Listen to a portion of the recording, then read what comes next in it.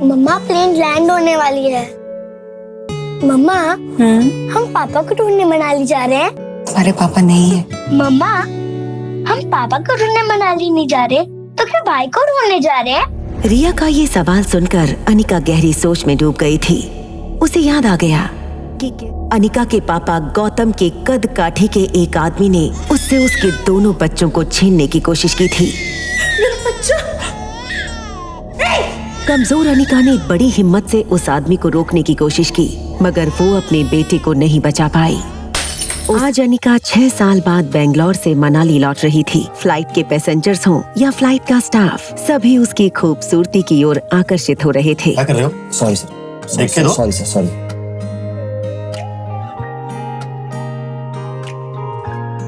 लेकिन 6 साल पहले अनिका इतनी खूबसूरत नहीं थी। उन 6 सालों में अनिका के साथ कुछ ऐसा हुआ था जिसके कारण उसकी जिंदगी नर्क से भी बदतर हो गई थी। आज भी उन काले दिनों को वो भूली नहीं है। अनिका, तुम माँ बनने वाली हो। हाँ अनिका, तुम प्रेग्नेंट हो। डॉक्टर के ये शब्द सुनते ही कि वो आखिर प्रेग्नेंट कैसे हो सकती है। देखिए मिस्टर गौतम गुलेरिया, इससे पहले कि आप कोई फैसला ले, मैं आपको बता देना चाहती हूँ प्रेगनेंसी के 4 महीने हो चुके हैं। So abortion is out of the question. This is impossible doctor. मुझे आज तक कभी किसी ने छुआ तक नहीं है। मैं प्रेग्नेंट कैसे हो सकती हूँ? इसका जवाब डॉक्टर को नहीं, तुमको देना है।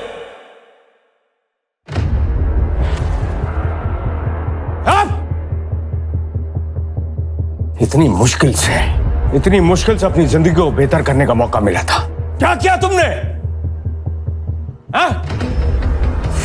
जानती हो तुम कितनी नसीब वाली हो।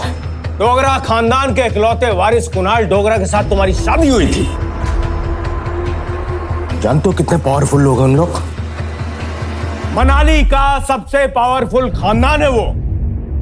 उन्होंने हमारे सारे कर्जे खत्म कर दिए, सारे कोर्ट केसेस खत्म कर दिए, हमारी सारी मुसीबतें खत्म कर दी। लेकिन तुमने अपनी शादी के 24 घंटे के भीतर हमारी जिंदगी को वापस जहन्नुम बना दिया। अरे जब उनको तुम्हारे कारनामे के बारे में पता चलेगा तब क्या होगा? अपने बारे में नहीं तो कम से कम अपनी बहन के बारे में तो सोचा होता। कामनी, तुम्हारी सौतेली बहन ही सही, उससे कौन शादी करेगा ये सब जानने के बाद? चुप, बिल्कुल चुप। लेकिन मैं ऐसा होने नहीं दूंगा। जब तक ये मामला शांत नहीं हो जाता, मैं कामनी और तुम्हारी मां मनीषा को उनके भाई के घर भेजूंगा। लेकिन ये मामला कभी ना कभी तो खोलेगा ही ना। काश तुम भी अपनी मां का साथ ऊपर। अनिका वो सुन चुकी थी जो गौतम कहते कहते रुक गया था। अगले दिन गौतम ने घर में लगे सारे सीसीटीवी के पिछले 5 महीने की फुटेज को खंगाला। अनिका अक्सर बीमार रहती थी, इसलिए कुछ महीनों से ना तो उसे कॉलेज भेजा गया था और ना ही घर पर उसे कोई मिलने आया था। गौतम को ये समझ नहीं आ रहा था कि अगर इन 5 महीनों में अनिका किसी से मिली ही नहीं तो फिर वो प्रेग्नेंट कैसे हो सकती है।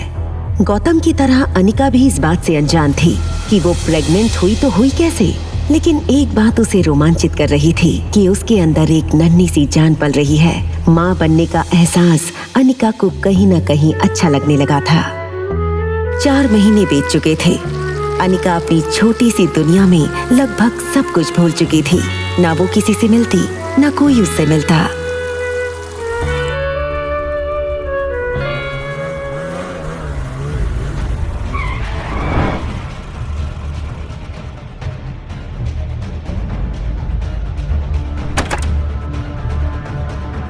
ये लड़का और कोई नहीं बल्कि अनिका का पति कुणाल डोगरा था। कुणाल की शादी अनिका से भले ही उसकी मर्जी के खिलाफ करवाई गई थी, लेकिन अपनी बीवी की कोख में किसी और का बच्चा देखना कोई भी मर्द बर्दाश्त नहीं कर सकता है। कुणाल शादी के मंडप से सीधे दिल्ली अपनी कॉलेज की पढ़ाई करने चला गया था और वहीं पहुंचकर शादी के दूसरे दिन उसे अनिका की प्रेगनेंसी की खबर मिली थी। वो पापा घर पे नहीं है इस वक्त। अरे कुणाल बेटा, क्या हुआ? छुट्टियां शुरू हो गई क्या कॉलेज की? 4 महीने के बाद आया हूं मैं।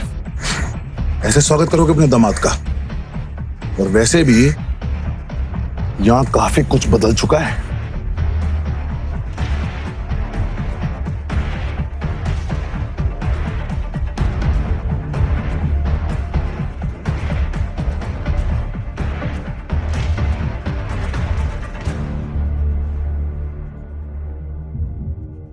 कुणाल बेटा, अंदर चल के बात करते ना।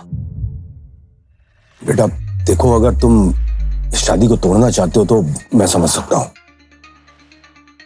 आप तो अच्छे से समझ सकते हो, लेकिन मेरे वो दादाजी जबरदस्ती इस मोटी से मेरी शादी करा दी, और अब वो बोल रहे हैं कि इस औलाद को मैं अपना नाम दूं। हाँ, इसे देख के ऐसा लगता है मुझे ऐसे गुनाह की सजा मिल रही है जो मैंने की ही नहीं है।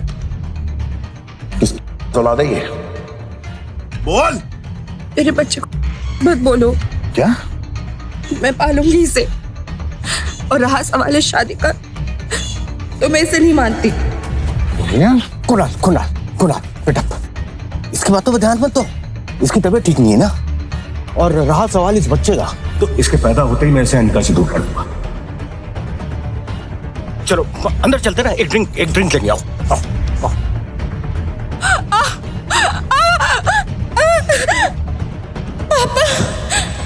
दर्द के मारे एक झटके में अपनी पीठ के बल गिरी और ओझल होती आंखों से उसने देखा कि गौतम दौड़कर उसके पास आ रहा था।